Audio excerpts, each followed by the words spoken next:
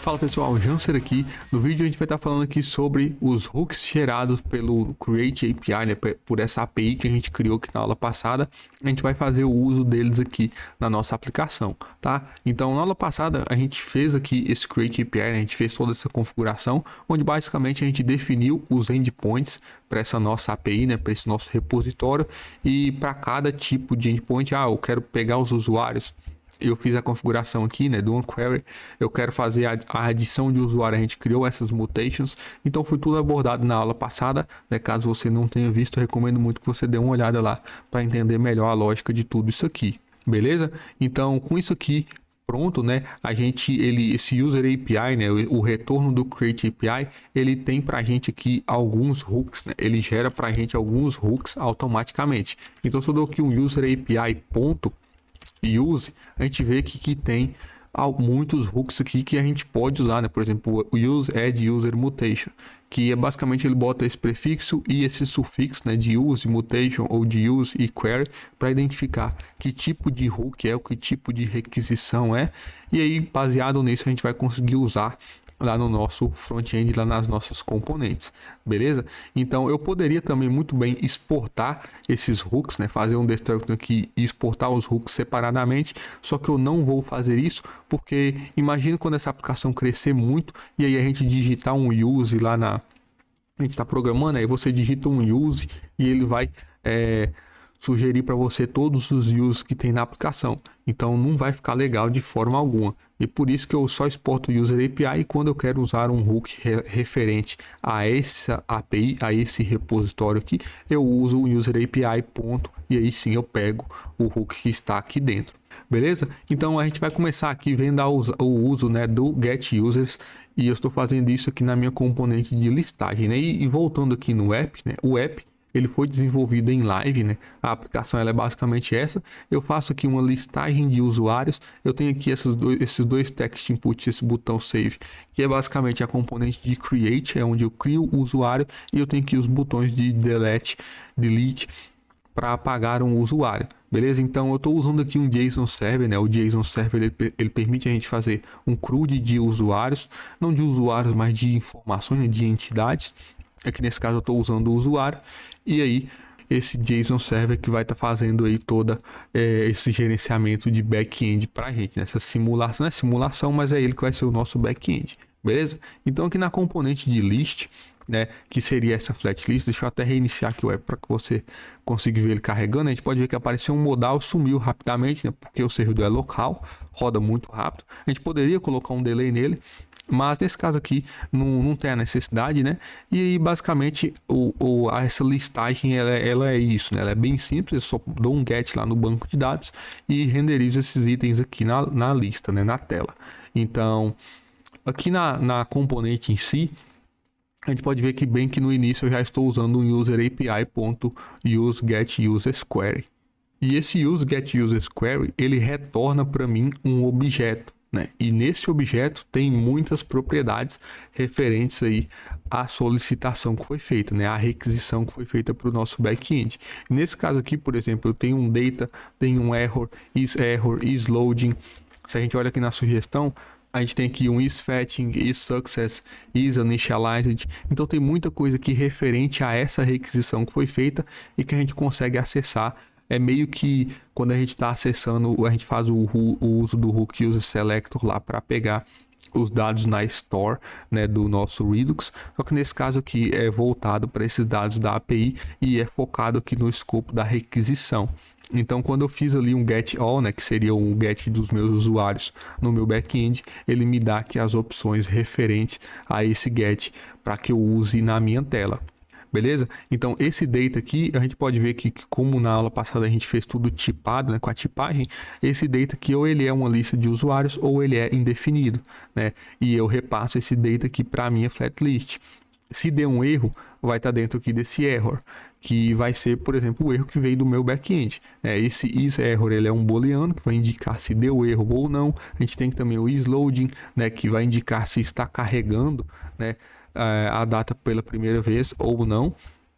A gente tem o isFetch, né, que seria no caso aí de eu recarregar, né, eu refazer a requisição. Então, todas essas opções a gente pode usar elas aqui em tela para controlar os efeitos. Então, se o meu isLoading ele tá true, eu vou renderizar o modal, né? Quando o meu data estiver aqui, eu vou passar ele para minha flatlist. Se ele não tiver, se ele tiver indefinido, né, a minha flatlist ela já entende isso. Então, o erro também seria da mesma forma. Se deu um erro, eu consigo mostrar esse erro para o usuário aqui também, da mesma forma que eu fiz com o modal. Então, a gente consegue fazer muita coisa, a gente consegue delegar bastante para componente, né? Então, isso aqui vai ficar nesse escopo da componente, essa lógica aqui de renderizar ou não, e vai ficar tudo muito simples, né? O acesso. E também, se eu usar esse hook em outro canto da aplicação, em outra componente, o Redux Toolkit Query ele vai fazer o uso do cache dele, né? O cache que ele cria quando ele faz a requisição, e esses dados serão os mesmos para toda a aplicação, tá? Então não quer dizer que se eu usar esse hook duas vezes e a mesma componente for renderizada na tela duas vezes, que ele fez duas requisições, tá? Ele vai fazer uma e vai manter esses dados em cache para a gente. E o que é muito prático, isso simplifica muita coisa e deixa a nossa aplicação, tanto para dar manutenção quanto de forma de funcionamento, né, muito mais simples. Beleza? Então esse aqui foi um exemplo de um get, né, de uma query, na verdade. E aqui a gente tem também as mutations. E se você não está muito ligado em o que é a query, o que é a mutation, eu recomendo novamente que você veja a aula passada.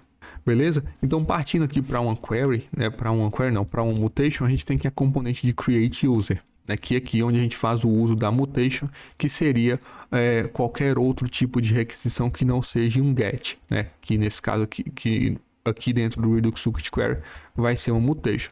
E aqui eu tenho o use add user mutation, que na mutation, né, quando a gente faz o uso desse hook, do hook referente a uma mutation, ele retorna para a gente uma lista, onde o primeiro elemento dessa lista é uma função, né? A gente chama ele aqui de um trigger, e o segundo elemento dessa lista é um objeto que vai dar as informações referentes àquela requisição, igual o que a gente tem no query. Só que esse trigger, ele é um gatilho, né? A tradução literal seria um gatilho que é basicamente quando eu quero executar essa mutation. Nesse caso, né, desse add user, ele é um post, né? Se eu venho aqui no user API, no add user, que seria esse aqui, ele é uma mutation e o método dela é um post, né? O tipo da requisição é post. Então, quando que eu quero executar esse método post? Eu tenho aqui esse gatilho, né? Esse add user. Então, quando eu chamar essa funçãozinha aqui, add user, é que eu chamei de add user, né? Eu poderia chamar de qualquer outra coisa, tá? Mas quando eu executar essa função add user, vai ser realmente o tempo, ou vai ser realmente o momento onde eu executo aquele método post lá que foi definido. Então, quando é que eu quero executar isso, né? É aqui dentro desse meu handle save, ou seja, quando eu pressionar o botão de salvar, né? Que voltando aqui na aplicação, quando eu preencher os campos e clicar em salvar, ele vai executar aqui o add user e vai realmente fazer a requisição post lá para o meu back-end. É que eu estou passando um ID, um nome, um username e um e-mail, tudo aleatório, tudo fake aqui, né? Na verdade, o nome, só o nome e username, que é o que eu digitei no text input, e e-mail é o mesmo. Na verdade, não é o mesmo, mas deu para entender, né?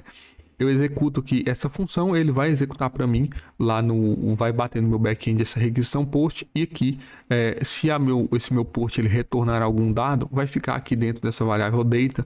Se enquanto ele estiver carregando, vai alterar esse booleano aqui do isLoading, né? Se a gente olhar aqui mais opções, a gente tem aqui, né, o isError, isSuccess, isInitialized, enfim, as mesmas opções que a gente tinha lá na query, a gente vai ter aqui também, e a gente pode usar qualquer uma dessas opções para controlar os efeitos ou para fazer alguma outra coisa relacionada à lógica ou relacionada ao próprio Redux Toolkit Query, para a gente estar fazendo o gerenciamento aí do resultado dessa requisição ou das consequências que ela vai trazer aí para a nossa aplicação. Então, novamente, é muito prático, e aqui tem a questão do cache, né? O cache interno do Redux Toolkit Query, porque a gente vai poder usar essa mutation em diferentes partes da aplicação, e aqui esses estados eles serão compartilhados, né? Da mesma forma que o Redux faz com os dados, o Redux Toolkit Query vai fazer também com os dados aqui da requisição. Beleza? Então o último exemplo que a gente tem aqui que a gente está usando é no caso do delete, né? Quando eu quero apagar, na verdade eu vou mostrar aqui funcionando, né? Eu vou adicionar aqui um usuário, né? Vou digitar aqui um Janser2, um username. tanto faz aqui, eu pressiono Save, ele vai adicionar aqui um novo item na minha lista. Beleza? Então, novamente, muito prático, né? Tá aqui, se eu reinicio, né? Eu vou recarregar aqui a aplicação. Vai estar aqui o Janser 2, que ele fez um outro get aqui, né? Na minha flat list, que foi o hook anterior. Pegou lá do meu banco de dados essa informação. Beleza? Então, a última lógica que eu quero mostrar é o botão Delete, né? Que ele vai ser basicamente um botão, né? Quando eu pressionar ele, ele vai disparar uma mutation. Voltando aqui no API Slice, é essa mutation aqui, né? Delete User, que é uma mutation do tipo delete, é um método do tipo delete, que vai bater lá no nosso back-end, e essa delete ele recebe um ID, tá? Então, se a gente vem aqui no botão de deleção, né? Eu tenho aqui o use delete, né? Que é o trigger, né? É o gatilho que vai ser usado para disparar realmente um método, né, fazer a requisição delete lá no meu back-end, e aqui aquele objeto que controla os efeitos. Então, quando eu pressionar o botão de delete, ele vai chamar essa função, né, handle on press do botão, e aí dentro dessa handle on press eu chamo aqui o trigger, né, o use delete, passando o ID. Aqui ficou um pouco diferente, porque se a gente volta aqui no índice, na verdade é na minha listagem, né? Aqui no list, dentro da lista eu renderizo aqui essa componente delete button, que ela recebe como parâmetro um ID, o ID do elemento que eu pressionei.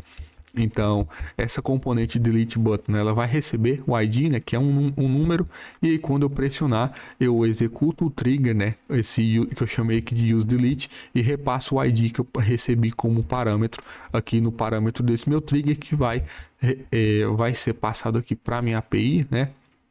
Ele vai ser recebido aqui como esse ID e vai ser concatenado aqui no /users/ID na requisição delete, que assim vai fazer a deleção lá do usuário no meu back-end.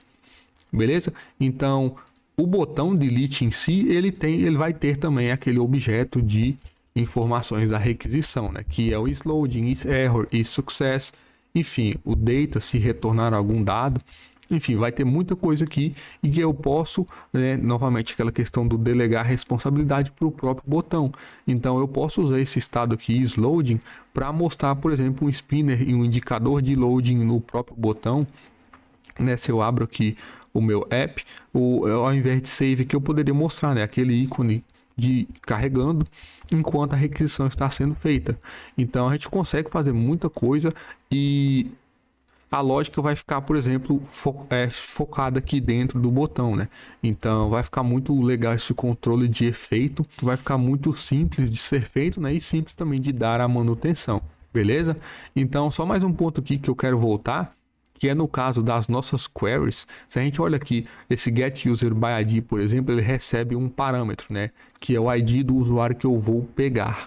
Então se eu venho aqui na listagem e eu vou copiar essa linha aqui, colar ela novamente, aqui eu vou comentar essa linha de cima, e aqui ao invés de usar o use getUserQuery, eu vou usar o use getUserByIdQuery. E aí nesse caso, como eu venho aqui na API Slice, eu falei que a minha query ela recebe um numérico, né? Ela recebe alguma coisa como parâmetro. Nesse caso, como eu não tenho o trigger, né, que é o que a gente tem na mutation, eu passo o parâmetro aqui. Então, por exemplo, eu quero pegar o usuário 1, né, de ID 1. Eu vou passar esse número 1 aqui no parâmetro do hook, e aí sim ele vai retornar para mim os dados referentes àquela requisição. Tranquilo? Então, para essa aula é isso, né? Para essa aula que eu queria trazer são esses exemplos de uso, tá? Então, para essa aula é isso. Espero que eu tenha ajudado. Qualquer dúvida, pode deixar um comentário logo abaixo. E é isso aí. Muito obrigado e até a próxima.